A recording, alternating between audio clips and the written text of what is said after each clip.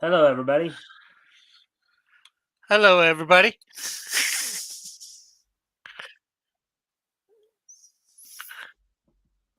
I was just checking the YouTube side of it. So, if you haven't already, if you can help out by liking and sharing the stream, that would be appreciated. Um, There's a Twitter share.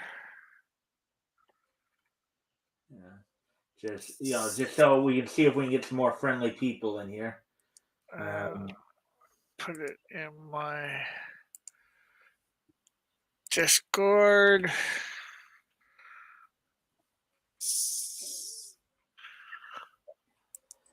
yeah, just Uh, yeah, Metal already told me he wasn't going to be available tonight, so he got uh, some. But he asked me to send him kind of a reading list like you do sometimes.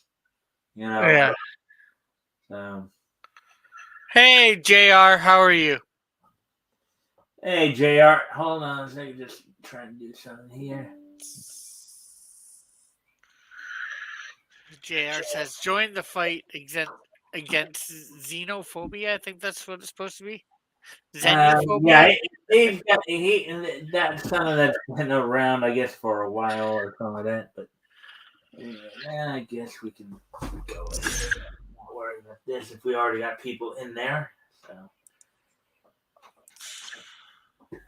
since Jr. is with us, and Rick, I'm sure you've got a window open to the YouTube page as well, right? Yeah. All right. So, anyways, so join the fight against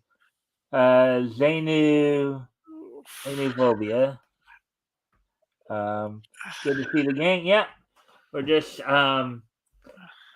of course, we're just getting caught up. So, Rick, you were telling me that they were moving it permanently to Monday. Then the Yeah, Monday, I think 8 o'clock. I forget. I forget what oh, time we had it 8 last. o'clock Eastern. Eight Yeah, o'clock Eastern. Yeah. yeah. So I'll And I probably think we're only going for an hour, maybe an hour and a half. huh. Right. Xenu fight fear of Scientology, hence fight xenophobia. Oh, okay. Okay, the fight fear of Scientology. Hmm. Okay. Alrighty then. So, yeah, so as I said, we're just waiting to see if anybody else shows up here. I was hoping RJ would have shown up, sooner rather than later. Granted, Yeah, I know I got the invite sent out a little late today. Was yeah. just kind of got behind a little bit, just trying to get caught up on some of the wrestling stuff. Um, but I'm hoping that RJ will join us soon so he can share his experiences of what we read from this past Friday. Yeah.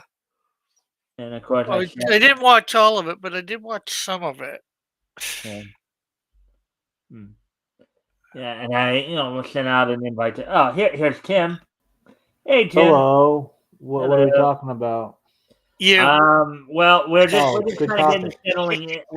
We're just kind of getting settled in for first. I'll just waiting to get some more people in here, but you're here now. So again, Yep. if you haven't already, if you can like and share the stream, see if we can get some more friendly people in here. That'd be great.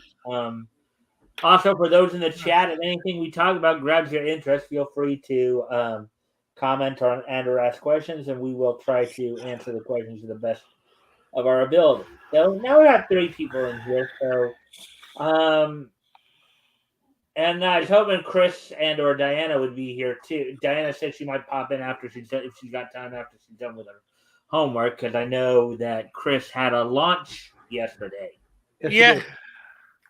it didn't I go know too you bad. I They did get got, two, but for a Three little bit. backers. yeah, and Well, I think they're still at 3. I think. I think he. I think somebody talked some sense into him for his goal. Yeah. Yeah.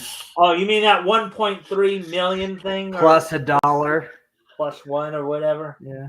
1.3 million plus a buck. Yeah, I mean, I didn't get it, but But then I guess somebody had mentioned to him that it might almost seem like he's like trying to start something with EVS or some of the things. Yeah, Yeah. or people might think it's some kind of funny business going on, or Yeah. I think it'd be more the scam people would think because most people wouldn't know anything about the EVS thing unless I don't even know why it he's would be a big deal with EVS, quite honestly. I don't think not with EVS himself, but with some of the people that like EVS. But my thing or is, pretend to like UVS. yeah, however you want to say it. But to me, most people, you know, wouldn't even know about that till he said something, and then as soon as he explained it, it's like I don't think anybody would see a grudge there or anything like that. But still, there's the other point of the possible scam, which I think makes the most Yeah, people sense. might think that might be a little too much for a comic book or what have you. Is that kind of the case there? Yeah. Yeah, but I was noticing it seemed that like Chris was talking over Diana a lot, even kind of hey, why don't you let Diana speak for crying out loud? Yeah. Because every time she'd start to speak, oh, Chris would kind of come on. Um, It's just his personality. I Yeah, know. he's I mean, he's got a lot to say. I do it too. People have had to remind me about that too from time to Yeah, time. So Yeah. so does Rick. Well, it wasn't a scam, JR. Our friend Chris from Hero Shack, he started up a Indiegogo for his new books. Um, manga, Hoshoken or Yuhusho. You're shocking. You're shocking.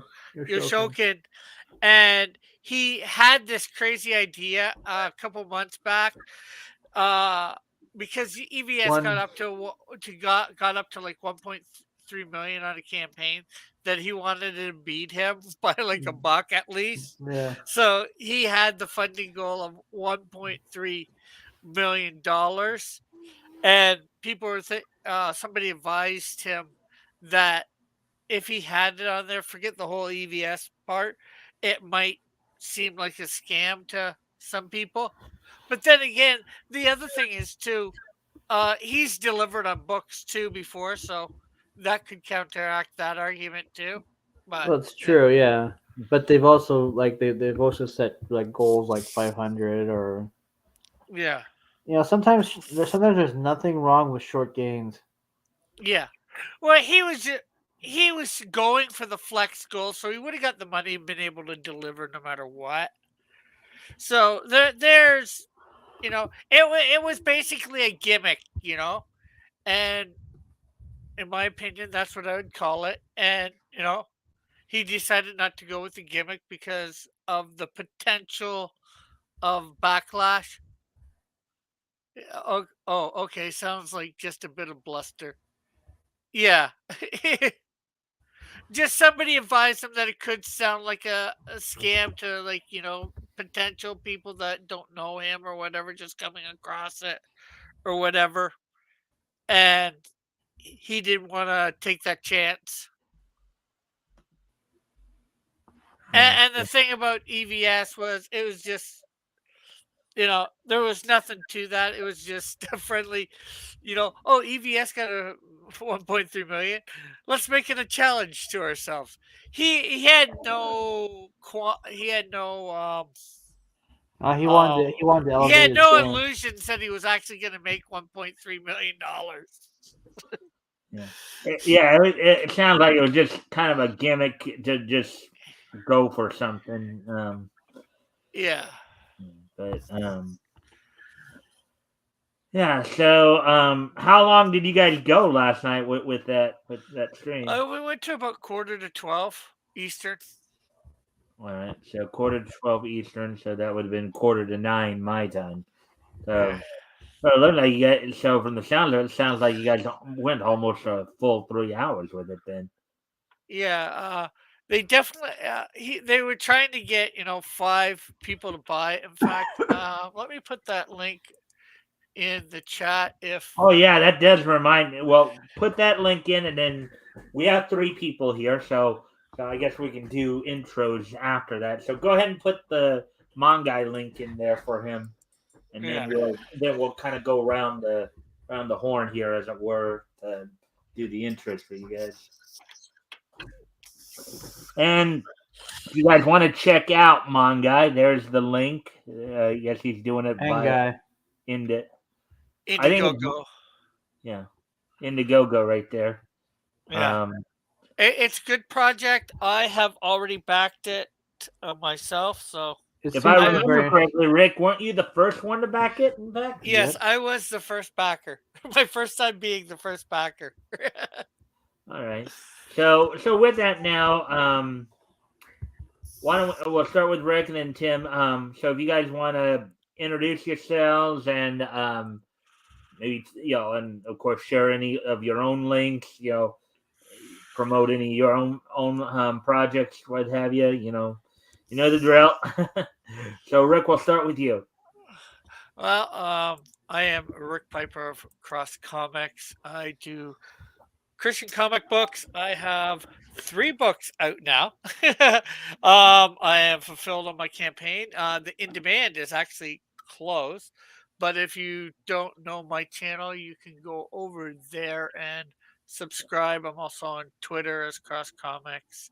I will put both those links in after I stop talking here.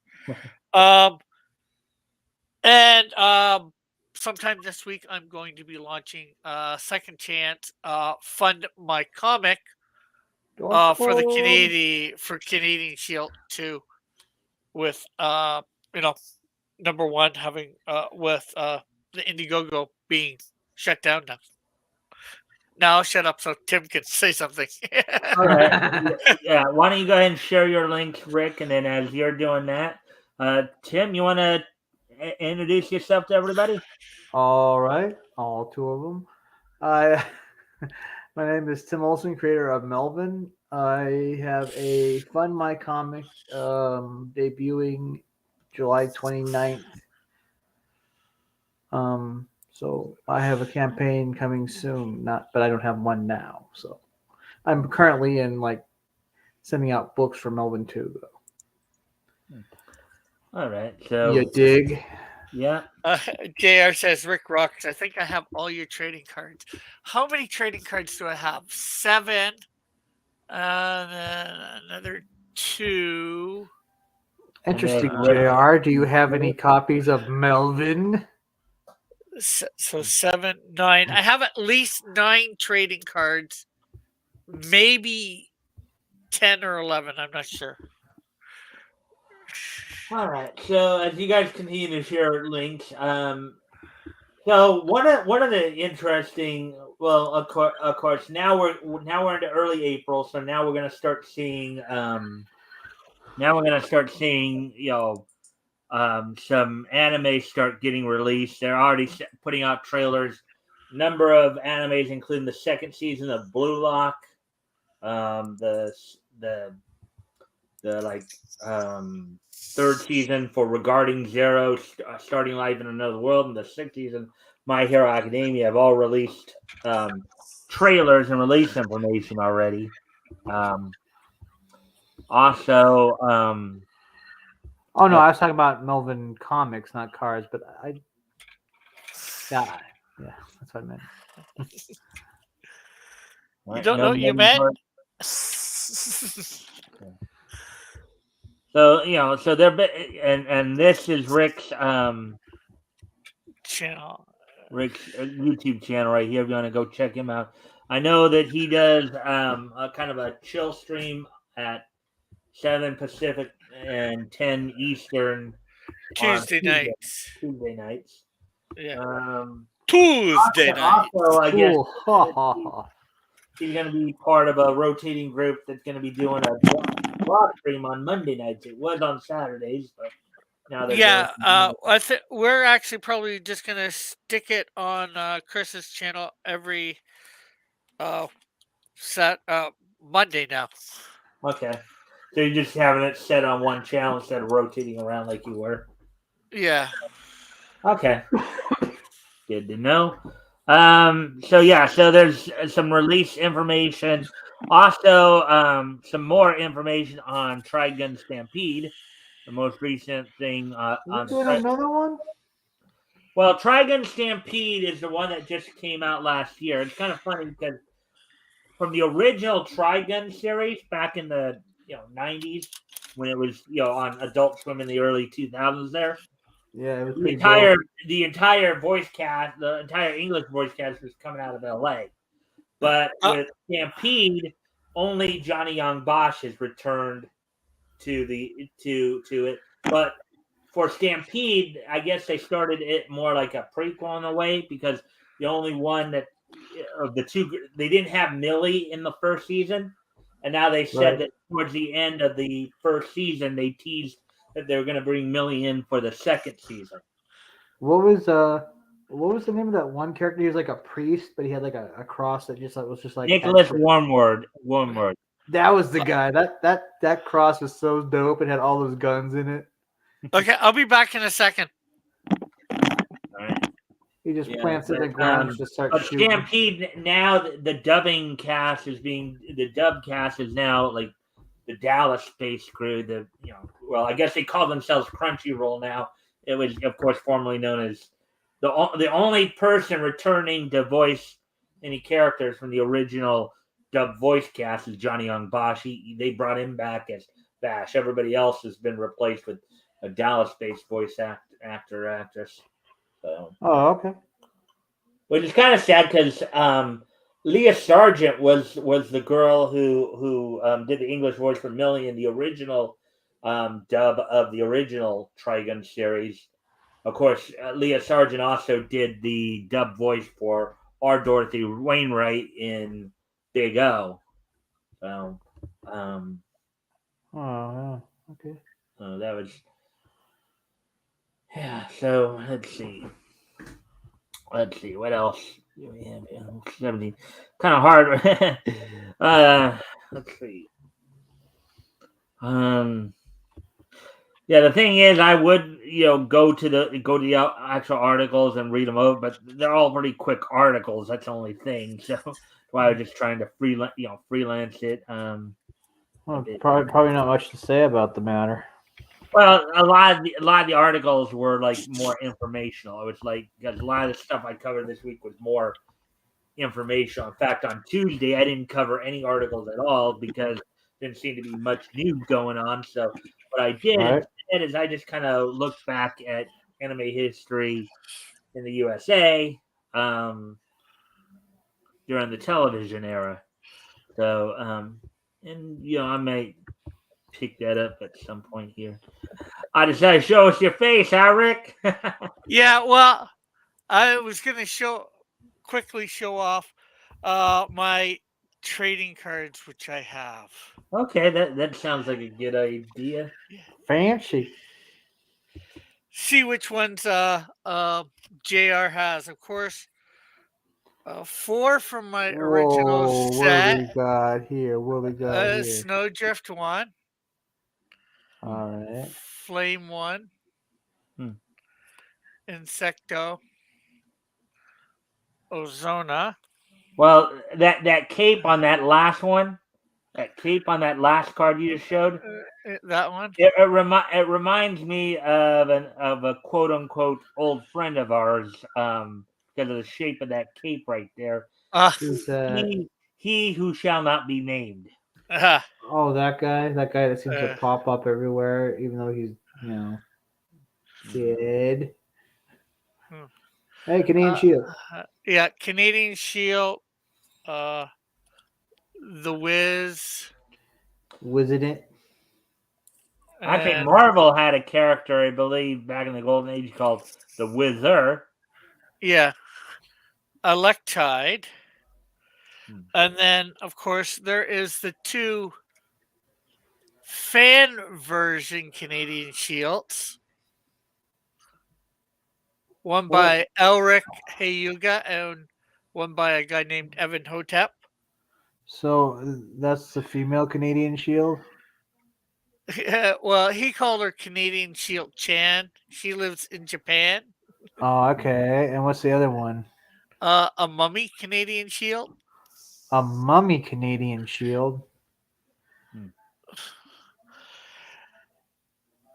I'm gonna give And you a curse, eh? and of course there's the one with Joe King. Technically, they make a uh, they make a picture, so I would consider them both the same one. They got Oh, was that like there's like like a card series that was supposed to come out but didn't? well anybody who got bought with the first version, the first campaign, got these. Huh. Mhm. And that's how anybody who bought on the first campaign got these as well, because these guys won a contest. Hmm. That's why they got made, and their versions won. And of course, these may look the same, and they are. It is the latest, but they are slightly different on the back. Hmm. One has stuff on it, the information. And one you forgot. Yeah. Uh So oh. so Collector's items, folks, much like those I'm statues. just trying to figure out here what JR is saying. HWS and D. I think that might be about whatever manga you guys were talking about. How would some new bread? I don't know. I don't know what that even means. Uh, I watched Cowboy Bebop way back on my. The cartoon or that failed live action? Well, I think they're meaning the cartoon because Oh, the cartoon. the cartoon has several episodes where that's just Yep, a movie. that cartoon was awesome. He who shall not be named. Which is also a Danzig song, I believe. Um, It's also as a for reference to Satan. maybe I'm not sure whether you bought anything off this present campaign. I'm about to do a campaign for Canadian Shield over on blah, blah, Fund My Comic. Maybe if you mention and buy something from there and mention in it, I might be willing to give you a card from of the fan cards. Now, of course, the fan cards are not canon, so depending on how you look at the Joe King one, I either have 10 or 11 cards.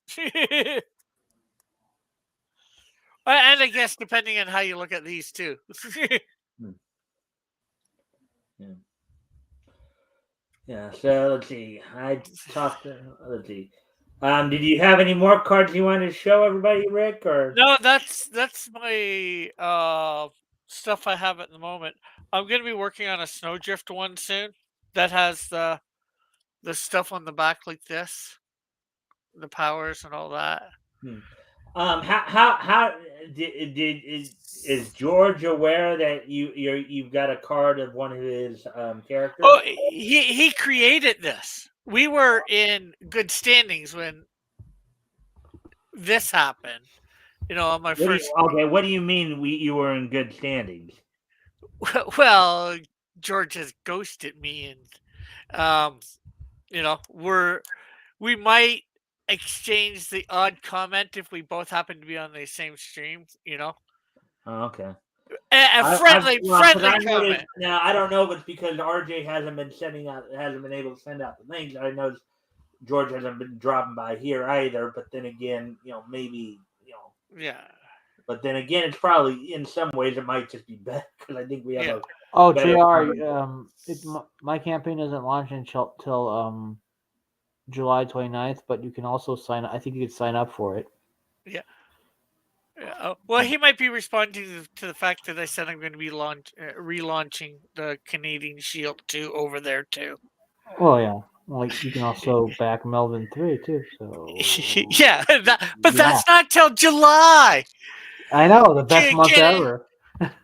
Canadian Shield 2 is getting relaunched on there hopefully this week. What? So soon? Yeah. Wow, you don't wait. You don't waste no time, do you, Rick? Well, it's either that or I put it up on my website and I just figure, expand my audience over there hopefully. Hmm. Yeah. All right. Well, anyways, we're moving through a lot of stuff real quickly here. Aren't we? Yeah. Well, okay. So one of the things I did do this because on Tuesday, really couldn't find too much to talk. Too much to go over article wise. So one of the things I decided to do is I said like I decided to just take kind of a quick little retrospect back on anime animation in the United States during the TV era. Basically from the late 50s to the 80s, basically. I thought for a conversation topic tonight, if we did talk a little bit about that, if you guys wanted to talk about maybe some of the cartoons you grew up with, either on Saturday mornings, or maybe some of the cartoons you guys might have grown up watching that were in syndication, when you came home after school or what have you. Oh, where to begin? Where to begin? Yeah. That's a loaded gun right there. Well, Disney Afternoon, we could cover that. That was a big thing. Yeah, that in the 90s. Yeah, I remember in the 90s that was a big thing. I mean, you had, and it started actually I think it started in 90 or 90. You started with it started in the late 80s in some respect because I you think had it was originally was it you had Yeah. DuckTales, and then you had Chippendales Rescue Rangers, and then you had Uh, Skeleton, yeah. What's there in it? Oh, Darkwing Duck. Darkwing Duck as well. Yeah. what was Um, it about? What was the one that was about those bears that lived in that tree and they grew some they made some kind of brew that made them jump or something? Oh, Gummy Gummy Bears. Bears. Gummy bear. That Gummy that Bears that was bouncing here earlier. and That was there and actually a Saturday morning everywhere. cartoon. Yeah. What is What your is your low favorite budget low cartoon? budget cartoon, and why is it Space Space. Ghost? Well, he's presuming your answer to that question. Well, Well, I don't know what I don't see low budget. I don't know what you mean by low. But now, if you have a particular studio in mind, like what's my favorite? I could probably tell you if I knew the name more of the Space studio. goes coast to coast than You go actual Hanna Space Ghost. Barbera or Yeah. Funimation, or not Filmation, or what have you. Or Jay Ward, or any famous studios. I might be able to tell you that much. You Yeah, know, well, I think he's just meaning, well, low budget would, well, I guess you do have to define low budget, but, um, you know, the cost of obviously making the cartoon, some cartoons cost more than others to make, right? Because of voice actors and whatever type of animation they're doing or whatever, a variety See of. when I hear Space Ghost, I think Space goes coast to coast, not the actual cartoon. Yeah, well, okay, that was kind of a talk show kind of Yeah, that was parody kind of of the the original. infant. Space That was Ghost originally debuted back in the 60s. I think it was like 66. yeah. That's Space Well, Ghost and Dino Boy. You actually had radio DJ Gary Owens, who was the one who was providing the voice of Space Ghost on that one. Now, of JR course, says low budget to him is non Disney, non Warner Brothers. uh, well, I mean, like Space Ghost Coast to Coast was kind of the start of Adult Swim, what would eventually be Adult Swim. yeah. Would he consider Funimation low budget then? No, okay. They. Funimation is the dubbing studio. What I Oh, meant oh, when I said it was Filmation. okay, yeah, Filmation that's what I is meant. Filmation. Yeah, Filmation was the company that gave us like He-Man and the Masters of the Universe, She-Ra, Black Star, Brave Star. What's even more mind blowing is how cartoons were just Uh, giant commercials for toys. Well, there's the thing. Back in the 80s, probably 70s and 80s, most of the cartoons that you'd watch on TV for Saturday morning or after school, they wouldn't be Disney. Maybe Warner Brothers, but I would probably say not even that. Sunbow. They might be their characters, but somebody else would be doing them. They Well, licensed okay. it out. Yeah, well, Tim's talking about Sunbolt Productions, which gave us, of course, Transformers and G.I. Joe. Yeah. G.I. Joe, real American. Zero.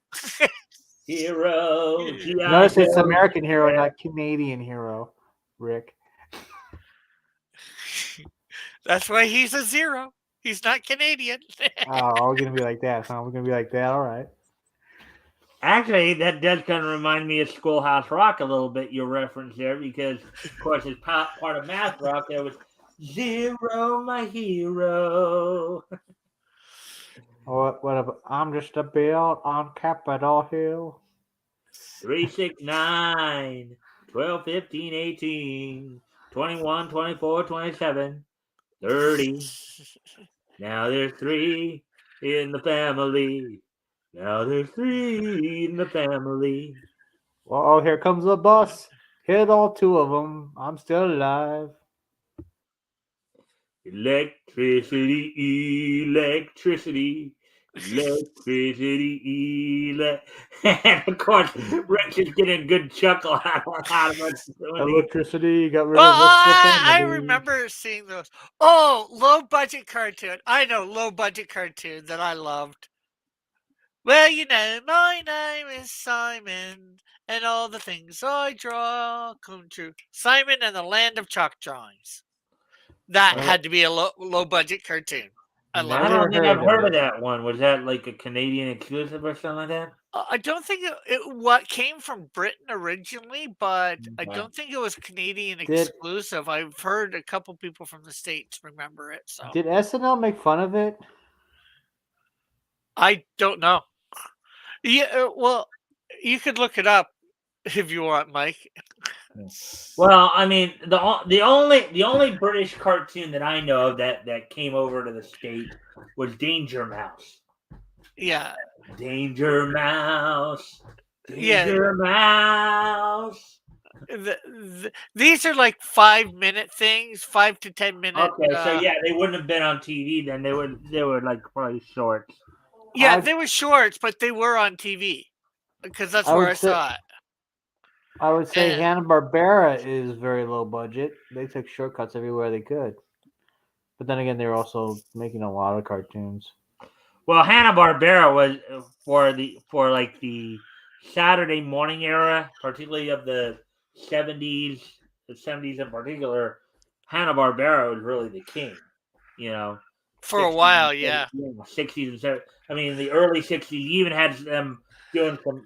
Aside from the Saturday morning stuff, you had some of them doing stuff that was in city, like I believe the Huckleberry Hound Show and the Yogi Bear Show were both syndicated. I Yeah. think, you know, um, so I mean, now part of the reason I had even decided to try to talk a little bit about animation because I was initially thinking back, trying to remember some of my favorite like compilation shows, cartoon compilation shows. You guys know what I'm talking about, Yeah. right? Like Uh, shows like the Hanna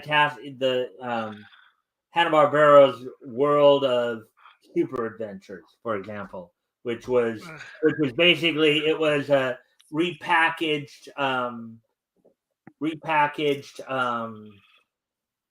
syndicated show shows of in syndication. They showed 2 or 3 or 4 of their shows, old from the shows. 60s, the That's 60s superheroes that like Space yeah. Ghost and Dino Boy, Mighty Mightor, Moby Dick, that kind of. Uh, I'm Uh, not sure how what their budget would have been. Whether these would have been considered low budget. Of course, Spider-Man from the '70s would have Yeah, been. you mean late? Uh, Are you talking about the Grant Way Lawrence one?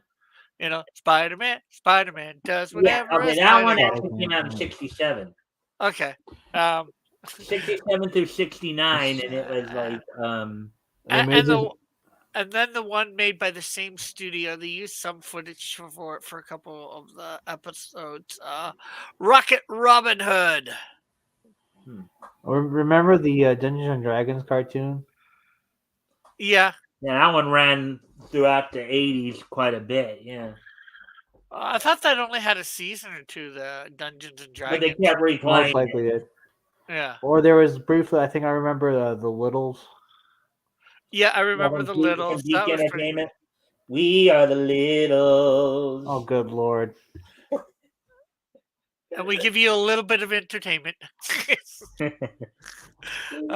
JR saying great choice about my Simon one. I'm pretty sure that's what he meant for it. And then he says Vincent Price show. What was it? Oh yeah, And then there was Well, okay. Vincent Price what provided the voice of Vincent Van Gogh on the 13 Ghosts of Scooby Doo back in '86. Is that what you're talking about, Jr.? no, I think he had his own show too, but that might have been not live. That might have been live action something. The, Yeah. Vincent Price also, I think, did Egghead, I believe, in the 1960s Batman live yeah, action. yeah, I loved him in that.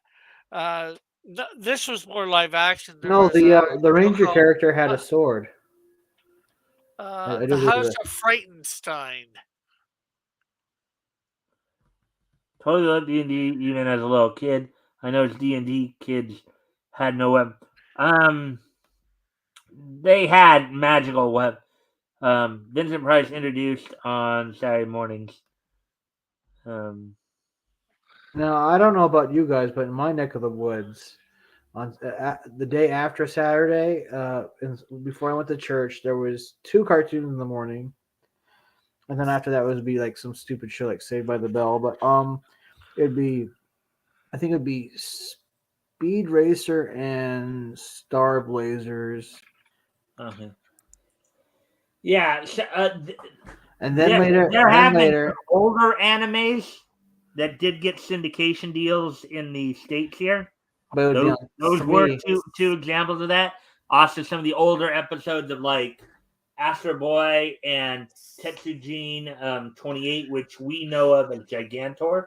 Well, Also, for me, it was Speed Racer and Star Blazers Sunday mornings, and then later it Uh, became like Star Blazers and Robotech. I've got a picture of the D&D thing for a cartoon. The one had a bow, and the one had a club at least. Yeah, and then I So, think the one that was like he was like some kind of ranger or something. He had a sword. I'm not are you sure. guys talking about the Dungeon and Dragon weapons?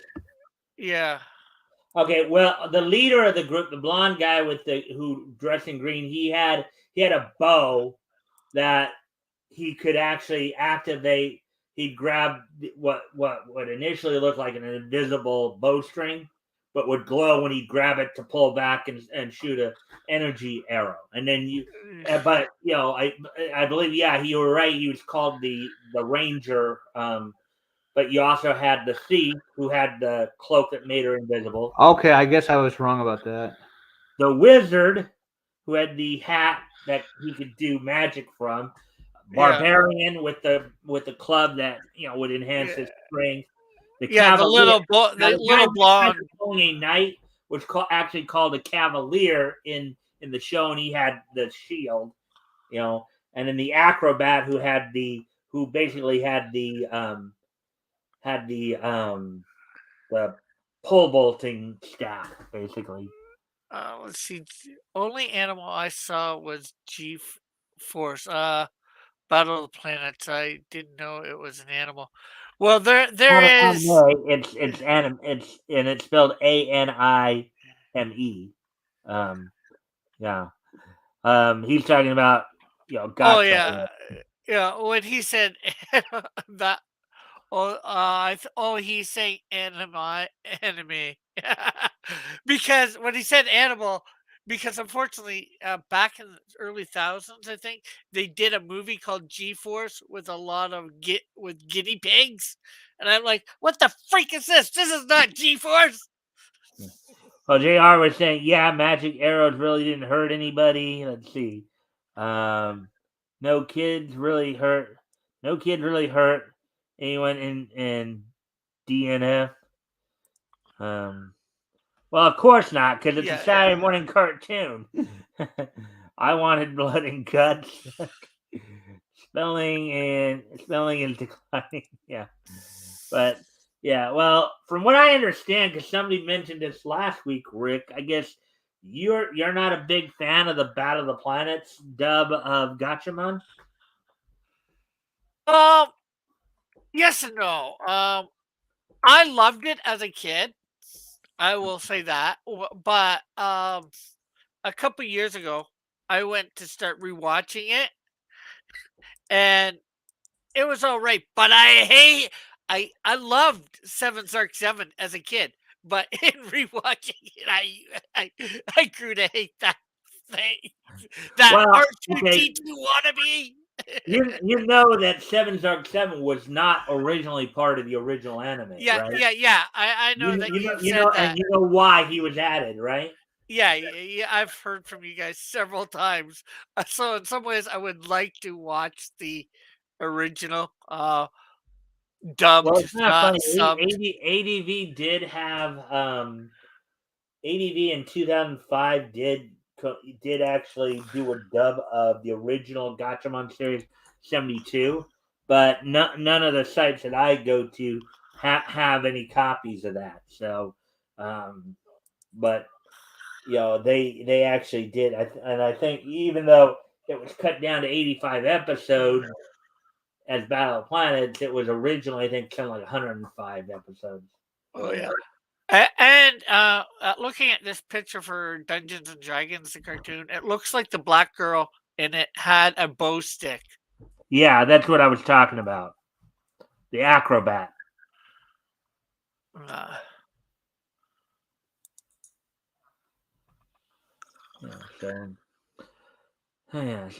Well, I of course I grew up in the '80s as that and as I mentioned, of course, Super Friends is one of my favorites growing up. Even though by the time I was watching it more syndicated, because it was in the early '80s that it was starting to finally wind down yeah. because the first Super Friends cartoon came out in '73, and then you Yeah, had the the year all I new was born. yeah, and then you had the all new Super Friends Hour in '76, and then you had the Challenge of the Super Friends in '78. Those were already in syndication when I was growing up, and then you had Yeah, same here. Well, obviously. the 1980s Super Friends, and then you had, I think in '83 it was Super Friends, the Legendary Superpowers team, and then it was by '84 or '85 even the Galactic Guard, Super Friends or Yeah. the Superpowers team, the Galactic Guardians. So, um, But when I think about it, it's pretty amazing. Everybody around that time, or maybe a little bit later, knocked on Aquaman. Yet he was one of the originals for that. You know, the Super Friends. You know, well, the Superman, reason Wonder they did Woman, that was Batman, because and they, because I think of his power stuff. It's like they yeah, really couldn't do as much with because, in Are we fact, I talking about the remember, Super Friends? yeah, the yeah, Super Friends version of Aquaman. He could talk to fish, telepathically, of course, which was always something in the comic. But yeah, but it was a little bit harder because it's like, well, okay, this is a kid's cartoon. How do you depict underwater combat, right? Two guys yeah, swimming there and fighting yeah. each other. How do you really depict that? It's like, Yeah, yeah, but they could just not do the whole underwater stuff, with mhm. they take out Aquaman. You don't necessarily have to have underwater stuff for that. But it's when you think about it, it's a little bit, amazing. The four superheroes that they choose, originally, well, five maybe because I think Robin was in it. So Well, Superman, In the Super Friends cartoon, Robin was always considered like Batman and Robin were considered like one hero. yeah, but I'm just saying, technically, speaking, you had Yeah. Superman, Wonder Woman, Batman, Apache Robin. Chief. Yeah, That came later. That Uh, came with Challenge of the Super Friends. but then, but they chose, Aquaman. They didn't choose Green Lantern, Green Arrow, Martian Aquaman's Manhunter, always considered the lamest one. Hawkman. There's so many others that they could have chosen from, but they chose Aquaman, which is, Yep. it, Well, okay. just when you think about it, fairly, Let's um, see. Really. Let me just kind of clue you in on some of the history. So the 73 Super Friends. yeah, That cartoon, that one had Wendy and Marvin in it and Wonder Dog. Okay. yeah, So now Oh, yes. did we forget the Wonder Twins? they came later. The four main Super Friends were Superman, Batman, Wonder Woman, and Aquaman. Okay, but they did have some guest appearances from other members of the DC, from the DC. Yeah. You know, Green Arrow, Flash, and Plastic Man all made guest appearances on that one. Yeah. And then in the 1970s, in the like the all new Super Friends hour, they Yeah. brought in Zan, and they got rid The of Wonder Twins. the Marvin and brought in the Wonder Twins. And it was during that time too that they brought in, as guest appearances, they brought in some of the other later members like Green Lantern, Flash, Hawkman, but they also brought in the quote unquote diversity Super Friends of the time. Did Black Yeah. Vulcan. anybody? Now the thing is, Black Vulcan, even though his power set was slightly different, of course, he was somewhat based on Black Lightning.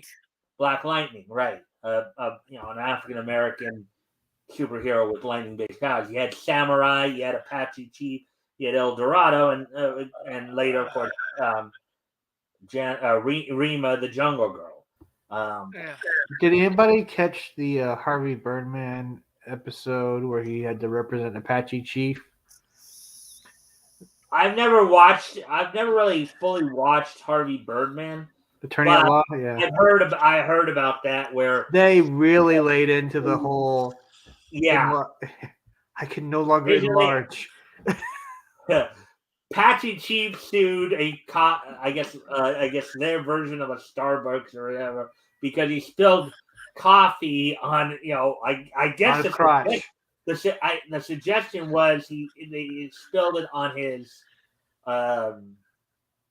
manhood, as it were. Yeah, but when they referenced it, they referenced the fact that he can enlarge because that's his power. I can no longer enlarge, especially in the mornings. Yeah.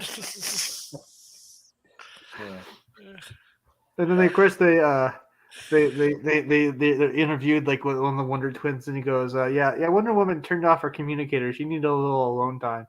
He goes, how do you know this? I was the bathwater. They actually used the actual voice actor for that original Wonder Twin. And the one line he had to say was he's looking at Wonder Woman. He goes, form of a wash rag. And he had this. He said, remember telling them. Wait, well, the original voices of the Wonder Twins. Well, one of them. Yeah, Michael Bell did Zan, and then Jaina was done by Liberty Williams. Well, then it was obviously Michael Bell, but still, that's pretty funny though. I mean, to voice the character that you got famous for, and then like make a mockery of it is pretty funny. Form of a bathtub with water. Well, and a lot of people made fun of the Super Friends cartoon because of some of that stuff. Because like, oftentimes, people would sometimes wonder what was going on with like Jaina would of course go, shape of a falcon, form of water, and then you see Gleek with the blue monkey with the bucket. And Zan would, go into the bucket, and then, Jaina would come by and pick, and they'd fly off. Actually, It seems like utterly useless powers. Hi, Diana. How are you tonight? Diana's here, huh? Yeah. I gave you the link, so if you want to pop in and say hi, I'm just stopping in to say hello. If you wanted to come in and talk about Chris's book, you do that too. We're doing that a little earlier. So. They also poked fun at Black Vulcan's name. He goes, "You think that was my idea? That was Aquaman's idea." And I said, "Why don't we just call you Whitefish?" It's pretty funny.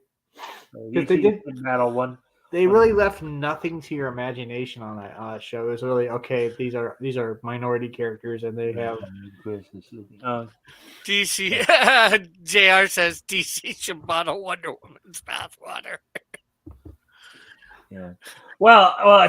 Here's another. Speaking of Wonder Woman and Apache Chief, here's another little interesting tidbit from the Challenge of the Super Friends war there. So in Challenge of the Super Friends, they made Giganta, gave her a slightly different origin, and made her an arch enemy of Apache Chief. Apache Chief. But did you know that originally Giganta was actually part of Wonder Woman's Rogues Gallery? Interesting. Yeah, I Yeah, know she in is. the Golden Age. Yeah. Well, as it was depicted in the Golden Age, Doctor Doris Zui or Zuel, um, she had done some experiments where Giganta was originally a gorilla, and she Oh, somehow turned her into a human. You know, and of course you remember that kind of leopard outfit that Giganta would wear in Super Friends? eh, That was yeah, that was traditionally what she wore in the comics as well. yeah. Actually, that'd be a great villain to have in a Wonder Woman movie. That's who they should have done. Yeah, I think we've Uh, also mentioned a couple of times how Wonder Woman had had creepy origins. We consider the creator of the book. Oh, well, that's true. Okay. in real life, creepy origins in the comics, Yeah, not so creepy. yeah. Well, I mean, he kind of. But anyway, that's. I think we've mentioned that Well, before. we've Rick knows this. I've mentioned this on several occasions. Um, yeah, the original creator of Wonder Woman, James Moulton Marston, Yeah, was into bondage fetishism. yeah, Okay, Which and really, he would really projected into the incorporate it character. into the stories yeah, of the early golden, the stories from the time she debuted in All Star, from pretty much the time she debuted in All Star Comics, I think number 8 or something like that. Throughout her run in Sensation Comics and all that, throughout her run in the 40s, they would incorporate some of that bondage fetishism. That's one of the things that Worthen really went after. yeah. And of Um, course, he was the creator of the lie detector as well, which is mhm. why you have her with the lasso of truth. Well, it's awesome, and here's another thing too. Wonder Woman is essentially kind of a combination of his wife and lover. Yeah, that there. I know there's a movie out called about that whole thing, called Wonder Women or something like that. Mm-hmm. I think it was in theaters for a bit or whatever. It's a movie that I'd like to see. That uh, about it and all that Well, yeah, about like him. his wife and lover had introduced him to like Margaret Mead, who was a famous anthropologist back then. Um, so Which might be origins for Cheetah, since yeah. she's supposed to be an anthropologist, I believe. I I think actually that was Barbara Minerva. That wasn't the original cheater. The original cheater was Priscilla Rich, who Oh, was okay. the gold. In other words, the original cheetah, the Golden Age cheetah, was Priscilla Rich. She was a debutante who had become jealous of Wonder Woman and had just, and I guess there was some mental issue with her or whatever, because it turned out that she would don that jealousy would make her don a cheetah costume, basically the cheetah costume that you saw in Challenge of the Super Friends. You Yeah, know, another interesting thing is the how Bob Kane got full credit for Batman for years, and it was actually Bill Finger that actually came up with a lot of the stuff. Well, well, from or my so we're understanding, being Phil told Finger was the nowadays. writer, Bob Kane was the artist, and Well, Rick, Bill Finger actually agreed to being the ghost writer Yeah, well, for Batman. the only reason I say so we're being told, neither of these guys is alive now to say the truth. It's only people saying stuff after the fact. That's why I'm saying I'm not. well, I get that, but I do know about I don't know if it was a couple years ago. I know that Bill Finger's granddaughter, I believe, went Yeah, on to there's been the court cases. It went through court, and Well, Bill now, Fingers. I think it's Bill Finger. Whatever. One of the guy that, or his relatives claiming that he his had something to do with it. Now I don't know whether it's true or not. That's what it's just suspicious to me. This all happened after he's dead, after Well, they're both dead. the contract that Bob Kane and he had with DC is that he got full creative Yeah, credit, and it took years. Now Bob Kane and Bill Finger are both credited as co-creators. yeah, Yeah. yeah. I know, no. Okay, guys, before we continue on here, Diana put the link to manga Yoshokin and the Indiegogo Lincoln for us. I'll just get kind of caught up here with some of this stuff. Yeah, I'm suspicious of historical revisionism. Um, I got it going. All right, but soon, very soon, I will have more time. Yeah, I still got to get together with you to see if and when you want to get together to co-host, you and Chris, for the historical comic retrospect. We got to still get you for that too. Yeah, I have to meet you, Diana. yeah, So, yeah. I'm just suspicious of stuff like that after the people are dead. It's not nothing's done beforehand. I maybe he did, and yeah, Bob Kane had that contract, but does that mean he stole from Bill Finger? It could or it could Well, I not. mean, how can you steal from someone when they agree to be be an uncredited writer? That's kind of stupid to agree to that. You should, if you're putting Yeah, the time and yeah, creative energy into it, you should no, you're gonna have me as co-creator on this. yeah. all right, Well, Diana. steal might be the wrong word, but it's just the basic premise. You Especially know, considering if you ever seen the original concept by Bob Kane for Batman, it looks ridiculous. yeah. But then again, like I remember my original concept for Canadian Shield. Nobody else revised it except for me. So, Right. could have he had a ridiculous version and then revised it for whatever reason? And I'm not saying, like I said, I don't know which way for sure, and that's why I said, you know, because it, you know, we're what 80 years removed from the creation, 90 years removed Oh from, yeah. Okay, Batman came out in like March of 19. When the book it debuted and went on sale in March of 1939. We're now in 2023, so that would be 11. That'd be 84 years ago. yeah, Yeah. Well, ironically, though, Bill Finger would write an episode of the TV show Batman. yeah, He'd write. yeah, So it's just kind of funny that he got ripped off for credit on the actual comic book, but he did write an episode of the Batman show. Yeah, yeah. yeah. I'm Oh, gonna step away from the computer for a moment, guys. I'll be right yeah, back. yeah. Well, see, writing a comic and creating a character are two different things. Did he write the comic book? Batman or He the stories? supposedly he redesigned the way Batman looked because he said he didn't look exactly like a Batman, so he came up with the cape and cowl idea. I think he came up with most of Batman's rogue gallery. I think he designed the way Yeah, he kind of I mean, Bob Kane yeah, definitely drew the book, but Bill Finger supposedly came up with all the ideas. yeah. Like I don't know, and I don't know for sure. I guess that's the only reason I said the thing I did initially that got this conversation started.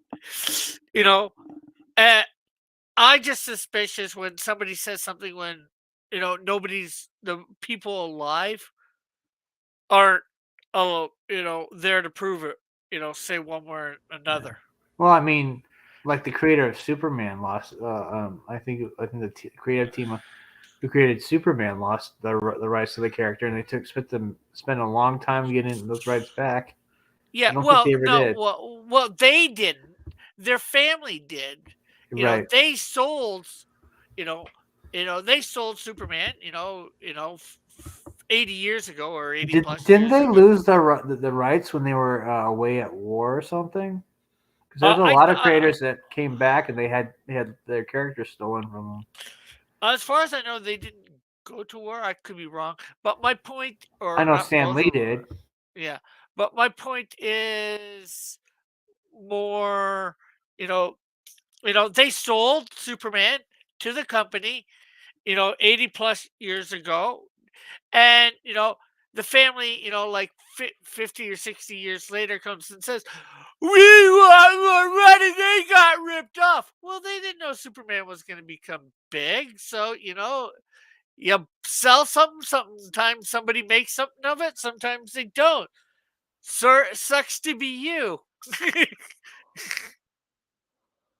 If it went big, it's like me if I, decide to sell Canadian Shield to, DC, and they make him big, is that, should I get compensated just because they make it big? No, I sold them. I was a sucker. I wasn't the one that was able to make them big. They were, you know. Not that I'm going to do that, mind you, but that's just an example. you know and because the family wants all this money, because it's big, and he's making money, they take them to court, and they end up, they bitch and they complain, they keep taking them to court until they get their way, it seems. You know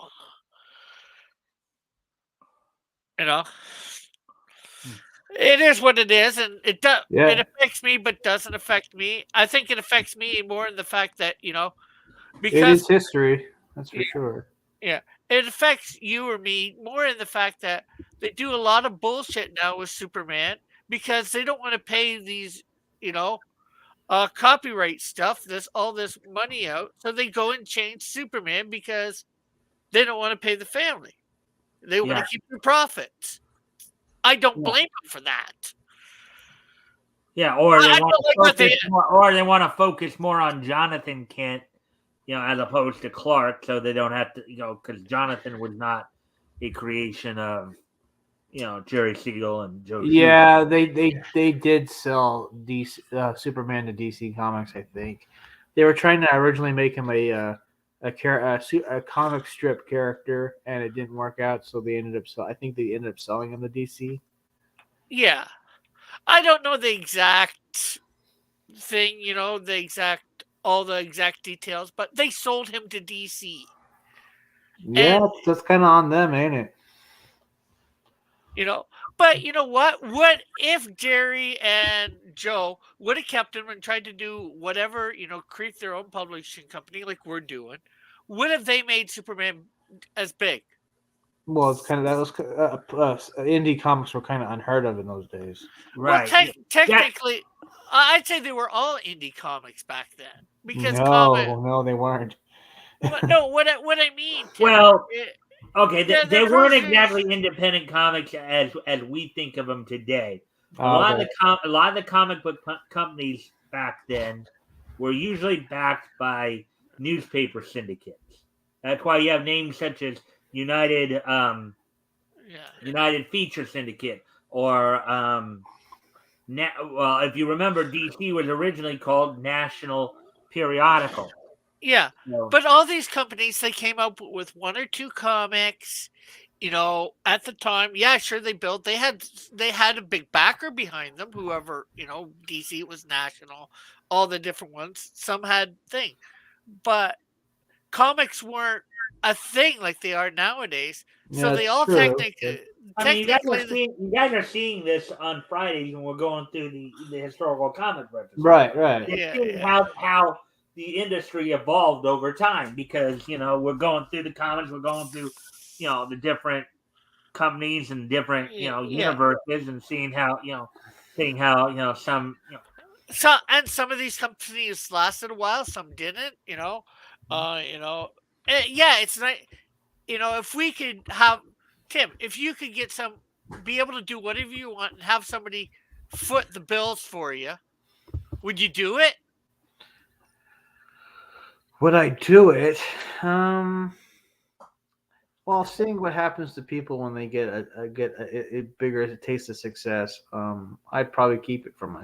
I probably I'd probably keep my 9 to 5 and fund it myself. I know if somebody wanted to back me and let me do what I want with my comic company, you Oh, know, just getting the money to make comic books and nothing else. They don't retain rights from you or buy it from you or. no, no. Oh yeah, I totally do that. I take their money, but the character's mine. You're just investing in me. Yeah, that's what I'm talking. No different than what crowdfunding does, but it's one person to Well, yeah, that's a sure thing too. Well, well, what you have to remember too, the big reason why a lot of these newspaper syndicates were a part of the comic book industry in its infancy is because if you remember, some of the first few comic books before Superman debuted in Action Comics #1, a lot of them were reprints of stuff that was going on in the news strips, yeah, newspaper. They'd just be reprinting stories like for example David McKay publications, King Comics, Magic Comics, Ace Comics. They were just reprinting stuff like from Popeye and the Phantom and Mandrake the Magician and all that. So you know. that's King Feature Syndicate. As far as I know, most of this stuff had very few editors back then for comics. I could be wrong. You Yeah, can correct me. You know, I have a story. This Joe Blow, he's a seaman. You know, you know, he's all over the yeah, place. yeah. They did what they wanted. There was no continuity, nothing, nobody to. Yeah, Well, sure. I'm you both sure. you both have pointed that out on several occasions of our recent episodes. A lot of the plot. I know, Rick. You've made it. You've practically made it a mission to look for the plot holes, right? Hey, I can't help it if the plot holes you can drive a Mack truck through. They're They're so big. that easy to spot. They're so big that even Rick can notice them. No, they're so big you can notice them. Yeah, but I guess that's kind of also the fun of looking back and just Yeah, seeing, yeah. seeing how they navigated that. Yeah, Well, going how about from how bad okay, the he stereo? has these huge plot holes to a point where okay, no, you don't have the plot holes anymore, and you do have some Well, continuity. in Monocoms, there are still plot holes, but they're not, and they're probably fairly easy to find. A lot of them, but they're, I'd say, not as ridiculous, but they probably, Preposterous. yeah, yeah. I'm not sure what the correct word is, What about how but bad the stereotypes are? Like there was a yeah, character. but you get stereotypes and everything, Oh, these were Uh, these were comically bad. You yeah. had a character called Slant Eyes, and he didn't really have much of a backstory. He was just there for the mass Marvel to punch out. Or that one character where there's this black character, and he looked like kind of like a monkey. Yeah, but unfortunately, back then they didn't do backstories like we do today. They didn't. No, You have So to remember too, I this is get still that. in I the get infancy that of part. comics too, and they were still developing the characters too. Yeah, You and a know, lot of these villains were just villain of the week. It'd be like Power Ranger villain of the week. You don't really know much about. They just create him for that issue and for that story, and then he's thrown away. He's not going to come back unless some person somehow figures out a way to bring him back for a good reason. It's not till you had really DC and Marvel, I think, or DC doing the recurring villain. I think that was mostly kind of a. I mean, the idea of like being more in depth with the character and giving them more of a Yeah. backstory. I think that's almost more of a Marvel thing too. well, I think in all fairness, the first, I believe, the first recurring villain in the DC universe was probably Ultra Humanite, because Yeah. Ultra Humanite, from his debut in issue Action Comics #13 through Action Comics #21, through those 9 issues, he made an appearance in 6 of those 9 issues. Yeah. Now, granted, the last 2, he had transferred his brain from a withered old man to a young Hollywood starlet, Yeah. so Well, you would probably know this, Mike. When's the first time DC did a Who's Who type thing, Or Marvel did a Marvel Universe type thing to tell you That wasn't the uh, 80s. yeah, 80s, Are you you know, ta- before. are you talking about where they just kind of like sat down and just did kind of like a omnibus book of where this is who's who and all that, a profile Yeah, book? that's what I mean, you Yeah, know. yeah, I think that was the '80s, but Yeah, but again, I never got to that point. I've only got up to yeah. when I was doing it My, before. my, I only got to the comics of the '60s. my point, before that time, before they started making these or even thinking about making these, they didn't care about continuity. They didn't care about, you Well, know, I whether don't know. the I don't really know if that's completely true, Rick. Because remember, particularly when you did get into the Silver Age, that's when you did well. You would always have team ups, and so there was yeah, some continuity that was needed because even going back into the Golden Age. So let me correct myself there. Going back to the Golden Age, you had the Justice Society, yeah, and DC was not the only company doing that either. You had yeah, yeah. um, Oh, okay. Rocket, They cared Rocket. a little bit about continuity, but not like they care today, if you will. Not that Mhm. they've gone back to really not caring as much about continuity. We'll do whatever we want. We'll figure out a way to explain it away. Yeah. Oh, like how they made a character who had always been straight and was linked to his Yeah. one of his villains, Oh, Bobby, you're gay. and now turned him into um dating a guy named Bernard. You Yeah. mean something like It's like, that? oh, Bobby, you don't know? You're gay. What do you mean I'm gay? You're gay, don't you know? I debated it. Yeah, that was just to get him to stop hitting on her. Yeah. uh, but okay, maybe I went overboard and said they didn't care. Of course, they probably cared a little bit, but look at all the different stupid stuff Batman did or Superman, you know. And the next issue, they didn't even care, you know, that he did this the week before or the month before or 2 months ago or a year before or whatever. That's sort of what I mean when you have Yeah. him Well, doing. what you also have to understand too is that there were times when they'd go through different writers and artists. So it would be Yeah, kind of it's like so sometimes it would be a case where maybe the right and granted part of it was they didn't do the research either, but yeah, you yeah. know Like you have Batman with the zebra outfit, the rainbow outfit. I don't know what type of outfit in the Silver Age or whatever. I forget yeah, it which was age it would Silver be Age in. that was Yeah, in. he probably had about 100 different bat suits, and not like today. Mhm. We're talking ridiculous bat suits. Well, what's kind of funny too, and that just kind of show you how times were different from then to now. So as you guys know, I've talked a lot about the Comics Code Authority and how that came Yeah, about and all that. One of the things they had accused Batman, of course, of being was gay. They yeah, said that he and Robin were in a homosexual, maybe potentially pedophilic relationship, and with Alfred there as well. And and now so, they've made it true. yeah, well, maybe not to that extent, but But to counter that at the time, that's when they introduced Kathy and Betty Kane, Yeah, as Batwoman and Batgirl. Batwoman and Bat hyphen girl. It's You still know, Batgirl. yeah, You don't say Spider hyphen man. You just say Spider Man yeah. I know, just or Ant I hyphen man. I say hyphen man.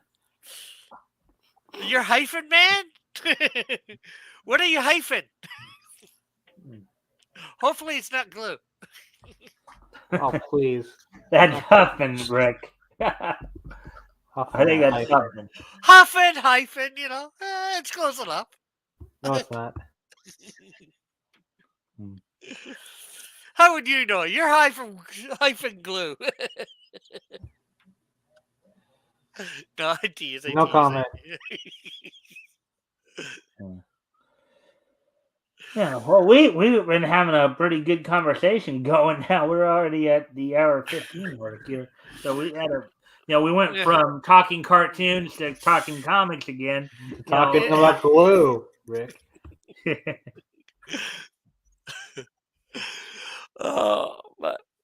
but yeah, it's oh, what were we talking about comic? Well, comics, a bunch of different things. It's the things have changed over. Well, I know how we got talking about it, but you know Bob Kane and Bill Finger and those sort of things. Yeah, Those court cases. we followed the rabbit hole, and this is where we are. Yeah. It's just you know. Well, I remember There's what I all I remember can like say is one of the major court cases that was going on in the 40s there was between DC and Fawcett Comics when DC was claiming that Captain Marvel was a copyright infringement on DC's Superman character.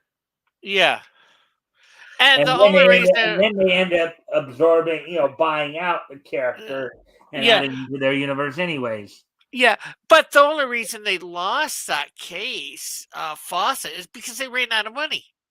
Mhm. Well, maybe not the only reason, but the we don't know whether they would have won or not because they ran out of money. You Yeah. know, Well, Fawcett, they had their own version of a quote unquote Justice League in their comics.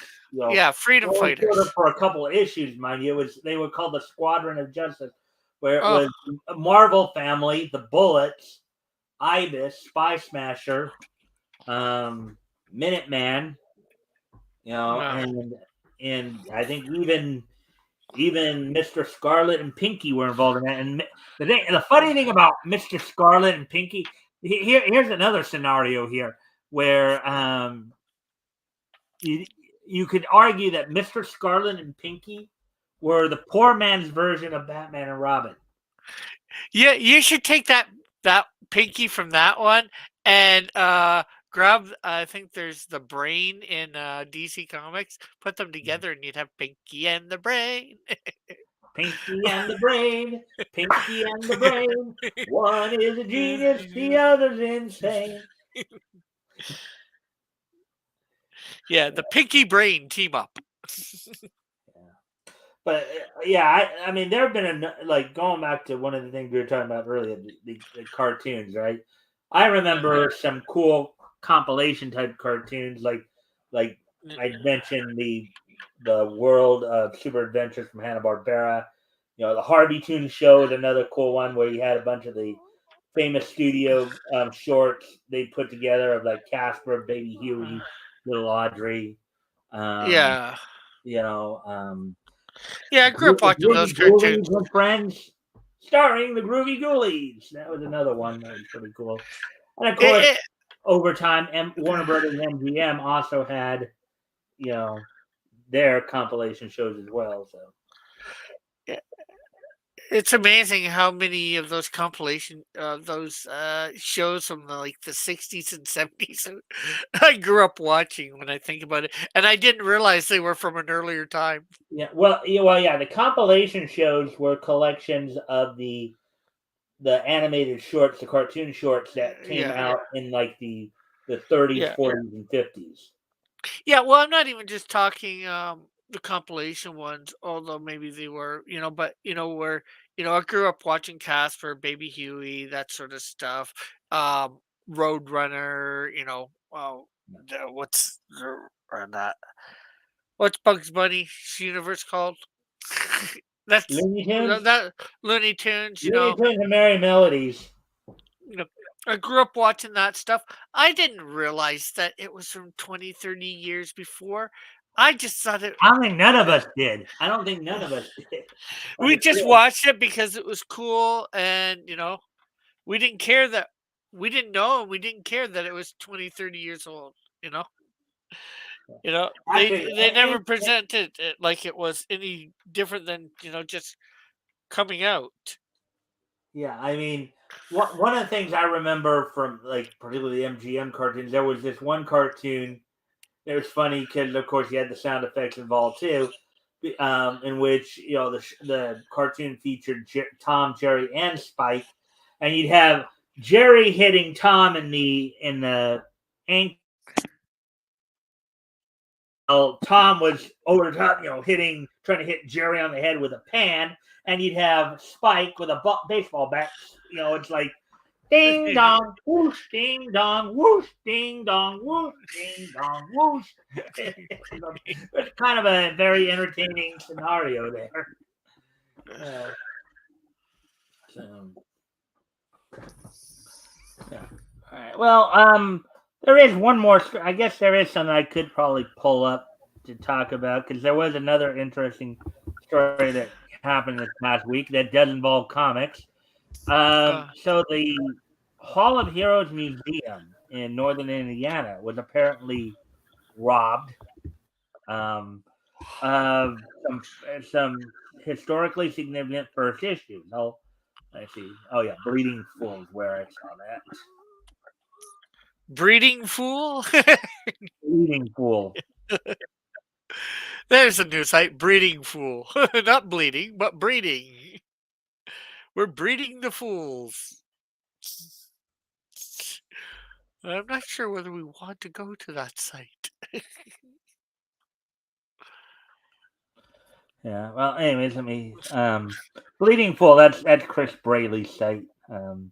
But Yeah. I covered this article this last week. It's a pretty quick article, so I think I can just pull it up and kind of go over it a little bit here because this was apparently a pretty interesting little tidbit of a story, and then you guys can comment on it as you see whatever you see.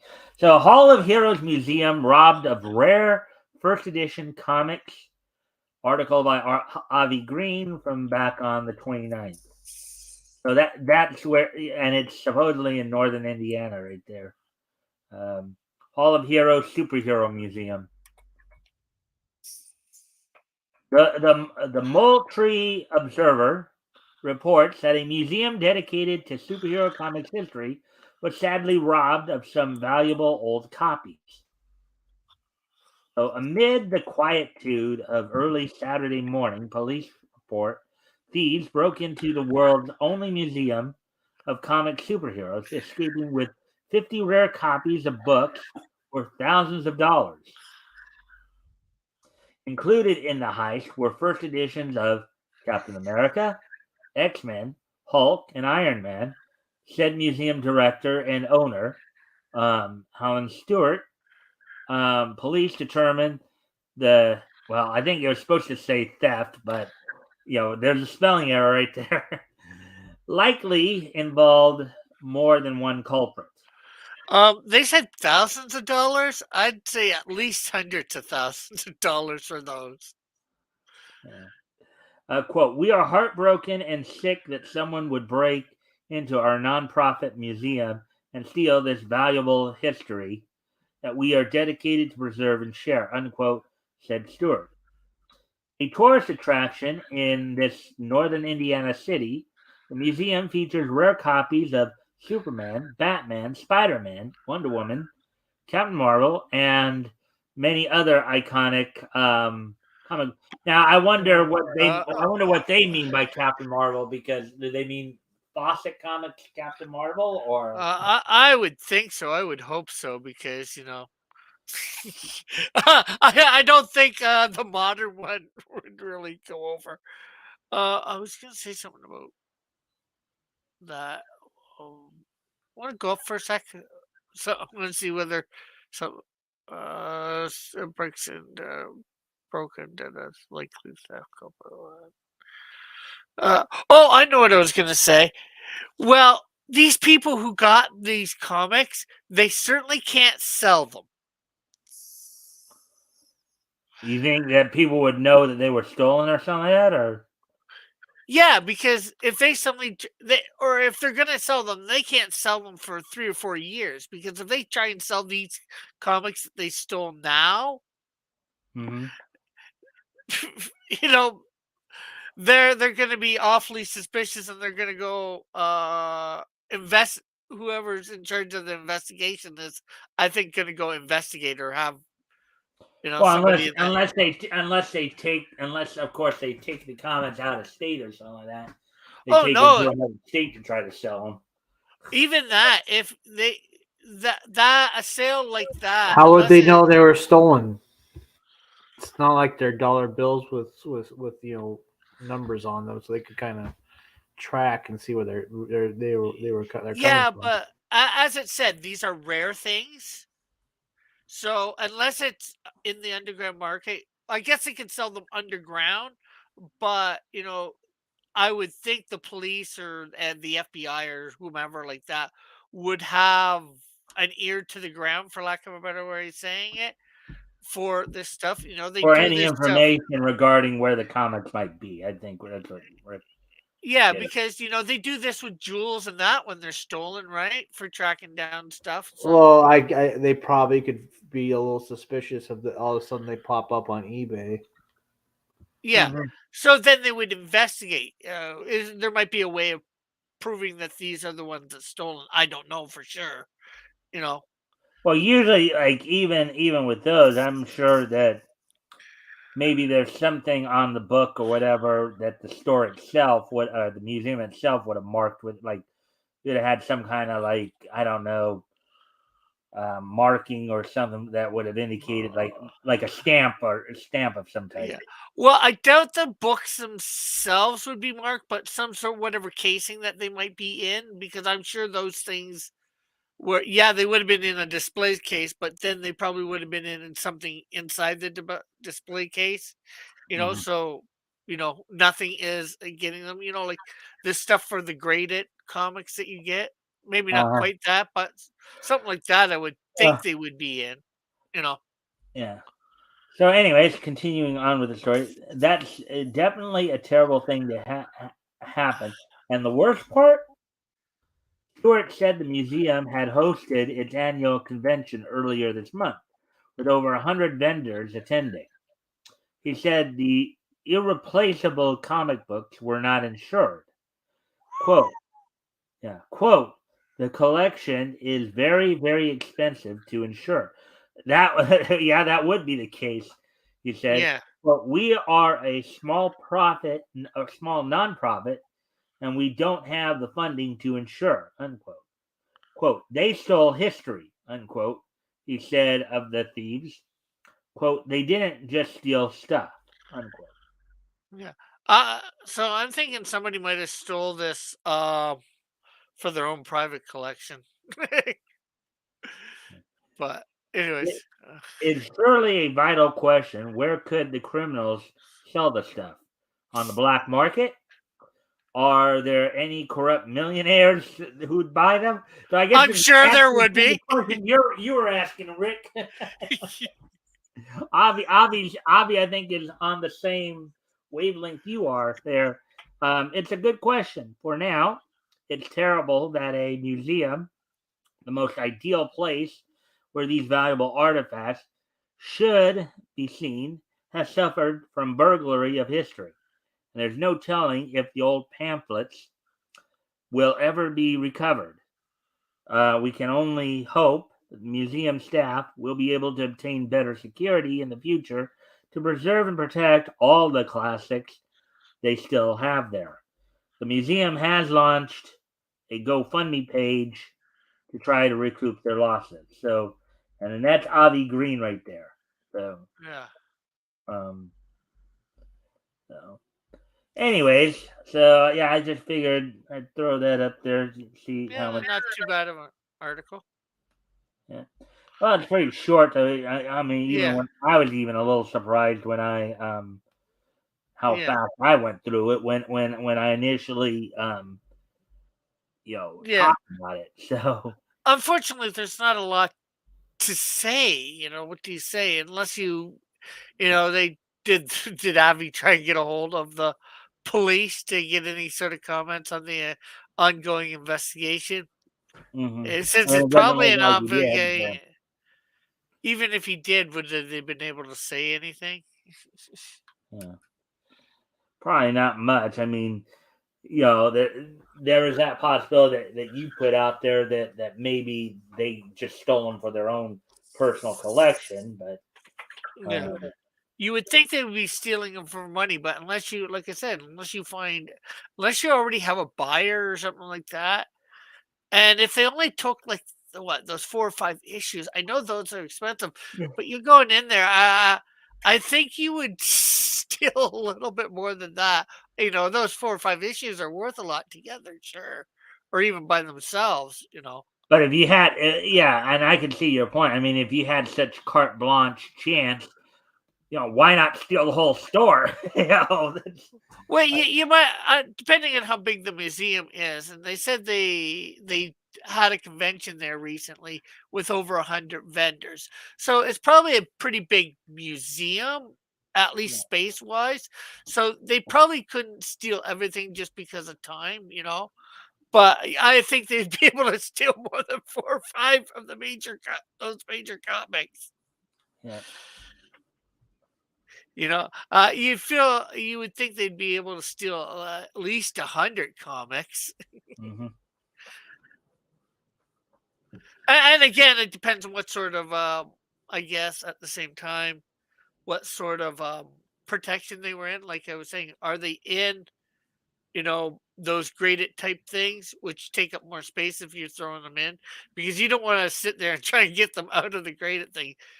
If they're behind some glass or whatever, you already got to break that glass to get at them, which is probably maybe sounded off an alarm. I don't know. Probably not even that. Mm. It's just getting into the building. The alarm might have went off. But depending on how good the thieves are, maybe they made it so the alarm didn't go off. Yeah. Actually, going back to the whole gay Robin thing, I just remembered another story I covered as well this past week, in which so that book that features a gay Robin, it's getting canceled. Oh, geez. It How got am I not? How am I not surprised? canceled. Just what people always wanted—a gay Robin. Yeah, and his boyfriend Bernard too. Oh boy. Somebody was being robbed with that book. Anyways, actually, it does kind of remind me though from some of my earlier studies of like DC history and stuff like that.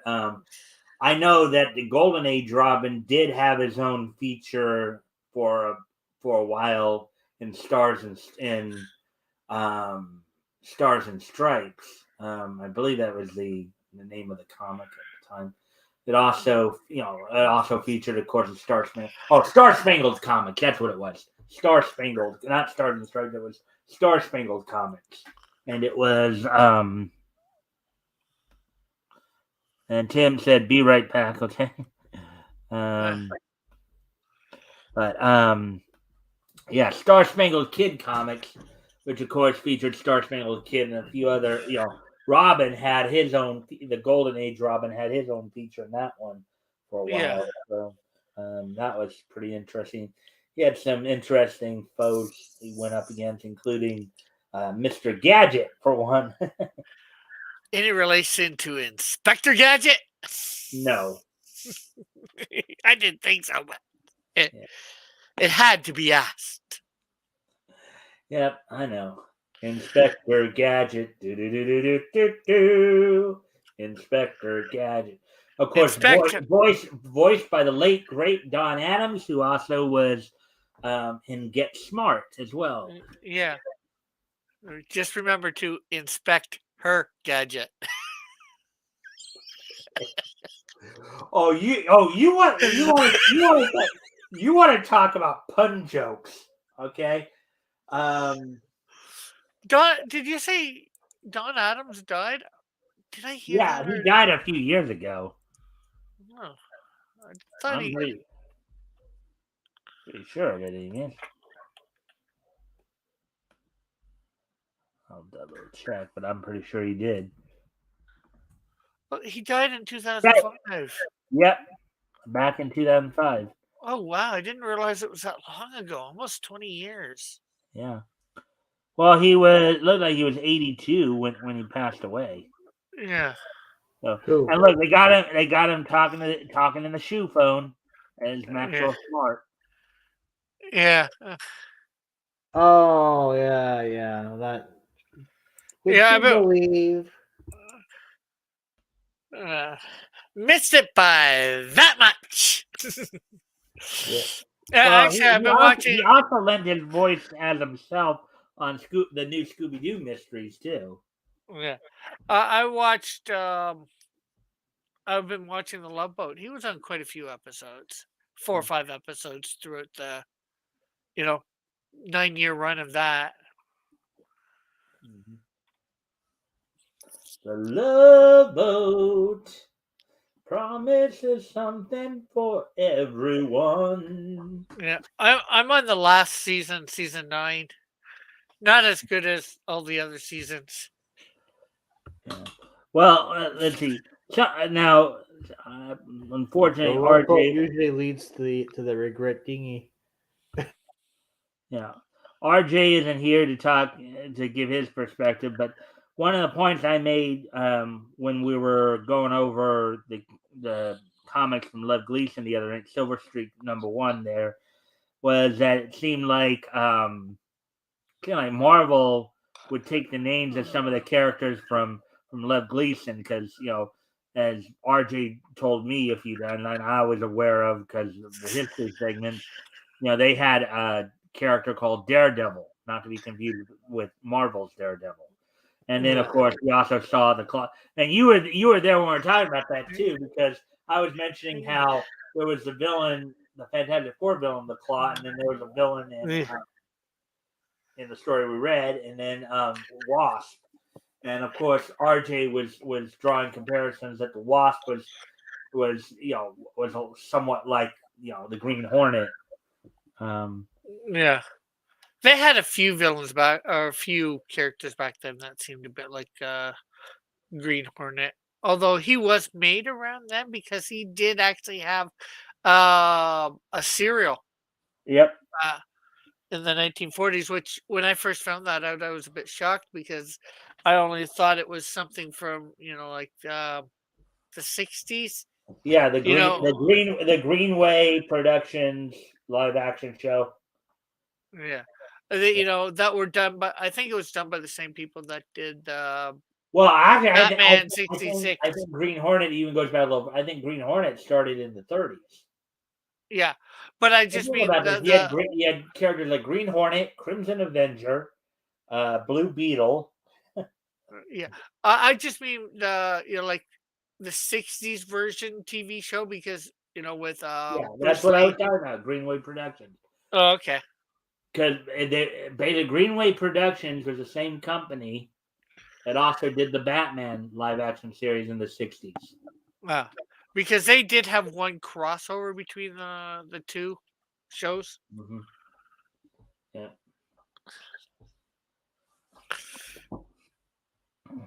138. Hmm. But most people, like I only knew that for reference, and then I found out about the serials. Watch, like looking at the DC ones, I found out about the Green Hornet serial. I'm like, what the? Oh wow, there's a Green Hornet before. Mm-hmm. Yeah. So. I wonder why they chose Green Hornet. Hmm. Not Yellow Hornet or something like that. Well, I think Something. yellow. They were probably careful with the term the yellow Yeah, because yeah. the implied Yeah, and I guess they wouldn't go racial Black Hornet. stuff I like. guess it would. I guess they wouldn't go Black Hornet either, or Red Hornet. Well, Not that well, it's there. kind of Not funny. that there would be. I don't know if you ever watched Fat Albert and the Cosby Kids. Oh yeah, I love Fat Albert. They would watch a cartoon Called the called Brown Hornet, The Brown Hornet. Mm-hmm. So, which is a space-faring character yep. Mm-hmm. who traveled in a starship. Yeah. I wonder what that because the Cosby Kids, Fat Albert and the Cosby Kid, or the Cosby Gang or whatever it is, was based on semi-real life stuff of Well, yeah. Bill Well, Cosby. okay. So I Fat wonder what that show would there have been was about. a real Fat Albert. His name think was Albert Rothstein or something like that. Apparently, Fat Albert and the Cosby Kid were real. This is based on a bunch of kids that Bill Cosby had grown up with, basically. Yeah, like his little gang of kids, for lack of a better way of saying it, group of kids, his friends and all that he grew up with. The question is, did they actually watch a TV show that, the Brown Hornet is a parody of? That would have been a very well. You did say it was yeah, but well, let me check something here because um, first off, when was Bill Cosby born?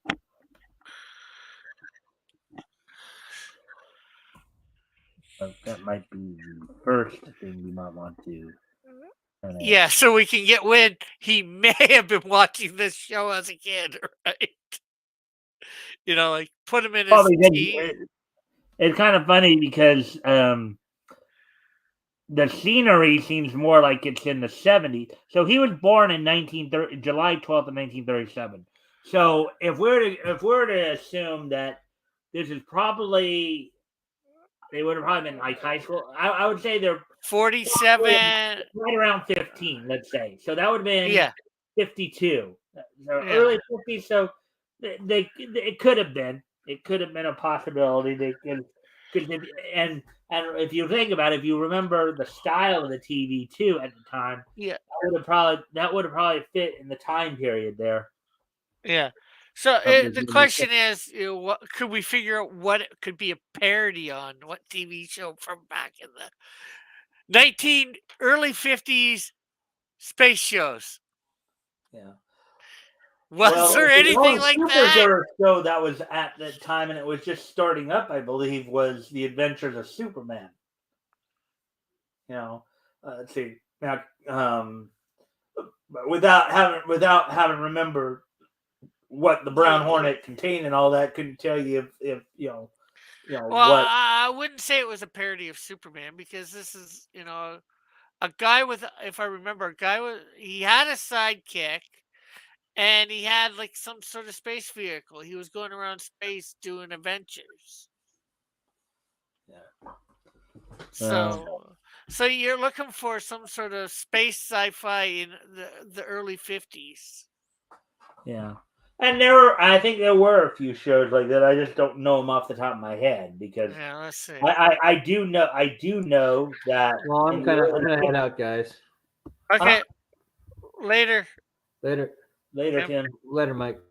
Yeah. Actually, we're at hour 42, so I think I'm about ready to start wrapping up because, as I said, I usually try to slate this for about 2 hours. So. And we're coming up, we're at hour 42 here, so I was about to start getting ready to wind everything, And anyways, yeah, so why don't we go ahead and do that because I don't think anybody else is going to be coming in anyways. So what we'll do is we'll do the This Day in Each History segment, then, or This Weekend in Each History in this case. Ooh. Then we will go ahead and wrap up. I'll let you close out and do the closeout myself and make, of course, another reminder announcement of what I've been announced in the last few days, and then we will wrap things up. So, without any further ado, take a look back at this weekend in Nietzsche history. History! So, anyways, first off, I'm going to go back to yesterday. I'm going to first head back 50 years ago yesterday, back to 1973. As on yesterday's date, back in 1973, April 1st, 1973, the original version of the anime Doraemon premiered on Japanese television. It was produced by Nippon Telemovie Productions, which, of course, was broadcast on Nippon TV. This is considered a lost media because um, you can't find the full series because of its rarity and obscurity. But on this date, on yesterday's date rather, 50 years ago, the original Doraemon anime series from Nippon TV premiered. So there we go with that one. Then also from yesterday's date, going back 20 years ago yesterday, back to 2003. On yesterday's date, 20 years ago, the fifth issue of Marvel Must-Haves from um, Marvel Comics went on sale on yesterday's date. 20 years ago, the Marvel Must-Haves. The stories included Ultimate War, X-Men's Return of King Prelude, and Return of the King Prelude, and Spider-Man Origins. So, I guess these were collections of classic Marvel stories. I had to guess by the title there. And going back yesterday, 10 years ago, yesterday, 2013, on the basically what were you about to say? Was that Ultimate War that you were thinking was a collection of classic No, I Marvel? was thinking Marvel Must-Haves was Oh, probably okay. a collection of. Um, I Okay. was thinking that the book that Ultimate War was in right there was probably a collection, because they say Marvel Must-Have, so I guess there's meaning that these are the must-have stories of Marvel. So if they are that important, they'd be, Oh, okay. anyways, going back 10 years ago yesterday was the Go Home Raw before that year's WrestleMania. I believe it was WrestleMania 29. And on that, so they were at the Verizon Center in Washington D.C. And on that night, on that go home show before WrestleMania, had John Cena, Ryback, and Sheamus teaming up to defeat the Shield of Seth Rollins, Dean Ambrose, aka John Moxley in AEW, and Roman Reigns. The Bella Twins, with Cody Rhodes and Damian Sandow in their corner, defeating the Funkadactyls of Cameron and Naomi with Brodus Clay and Tensai. And there, Brodus Clay, who is the current NWA World Champion Tyrus. Chris Jericho defeating Antonio Cesario, aka Claudio Castagnoli. And let's see anything about so. But basically, this is for the go home show to before WrestleMania here. So that happened on this date, on yesterday's date, 10 years ago. And then we do have one thing for today's date, going back 80 years ago today. About 80 years ago today, on this day, 80 years ago today, from Walt Disney Productions, was Private Pluto. Private Pluto premiered in theaters on this date back in 1943. Private Pluto is a 1943 propaganda comedy cartoon produced by Walt Disney Productions.